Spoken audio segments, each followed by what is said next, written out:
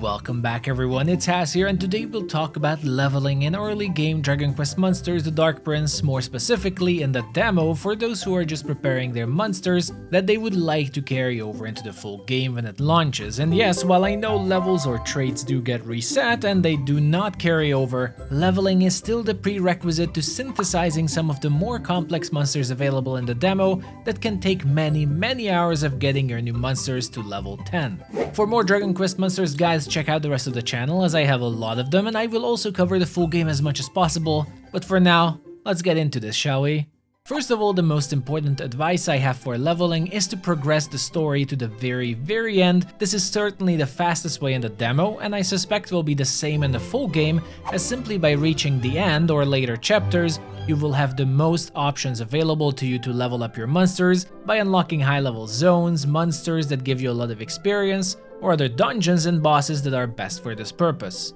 Just for an easy example, when you enter a new area immediately, you might not want to focus on catching monsters there, as you need to increase your reputation in the local Colosseum first. That largely increases your scouting power, and without it, it's really just a waste of time and lots of wasted effort. Unless you're having fun, then it doesn't matter, do as you like, but remember that you cannot catch large monsters like that. In the demo though, you definitely want to reach the third zone before doing anything, and I do mean anything complex, as it's pretty much a requirement to large monsters like I said, fast synthesizing, or just having the best pool of monsters you can catch. So it just makes sense that you want to have as much of the progression unlocked before starting to grind and spending many hours on synthesizing new monsters, and we don't really want to waste our time, right?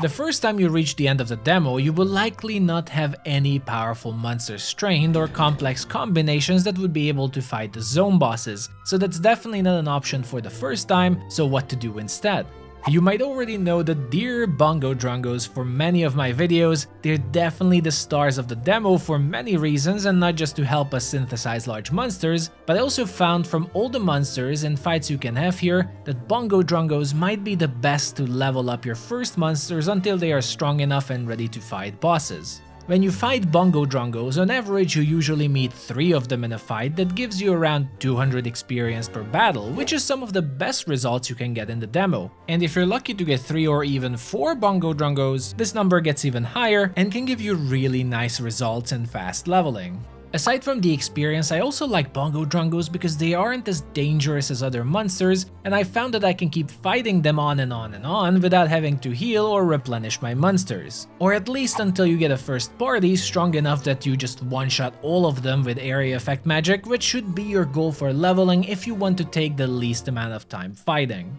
Bongo Drongos are also really nice since they will appear in the third zone where I'm showing this footage, regardless of what the season is, and you can just keep grinding and grinding without having to worry about them disappearing during a wrong season. And in some cases, food dogs can also appear in one of the seasons that are also excellent source of experience, and you can mix and match fighting both monsters. The best route for me has been running between these 2 Bongo Drongos in the hills, as fighting one of them tends to immediately reset the other Bongo Drongo, and you know that fighting makes other monsters disappear in the vicinity, so my solution here is always to run to the opposite side of the monster and the hill they're on to make sure that the other Bongo Drongo won't disappear, and then just repeat the process until you're ready with your first set of powerful monsters.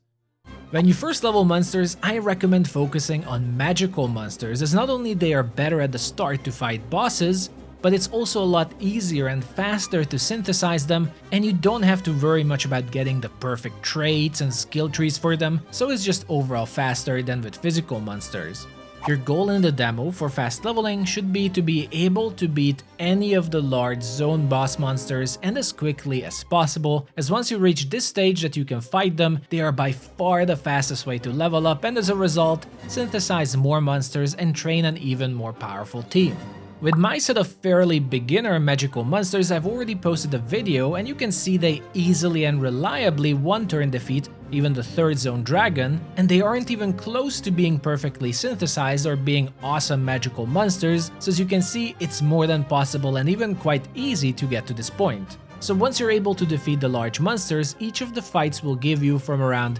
1300 experience if you fight the Cyclops, or 2000 experience if you beat the green dragon, I generally don't recommend fighting the lumbering lizard, not only because it gives less experience than the green dragon, but I also think it's harder to beat them and takes longer, so I just recommend skipping them. Once you beat them, if you need healing, just zoom to a tower, but if you don't need one, you can just zoom back to the closest waypoint and immediately have them respawn, ready for farming experience and getting your off-party leveled as fast as possible, with a single green dragon getting them from level 1 all the way to level 8. So as you can see, fighting the large zone bosses is by far the fastest and easiest method of not only leveling up your monsters, but to help you get them synthesized as a result, and I personally think it's not worth farming just normal monsters for this purpose, and I would rather just push the story as fast as possible, and in the meantime focus on making sure you build the first team of monsters that are magic users and dump all the points into their main magic skill tree so that you only have to synthesize them and level up again once instead of multiple times, and have them ready to already fight the zone bosses.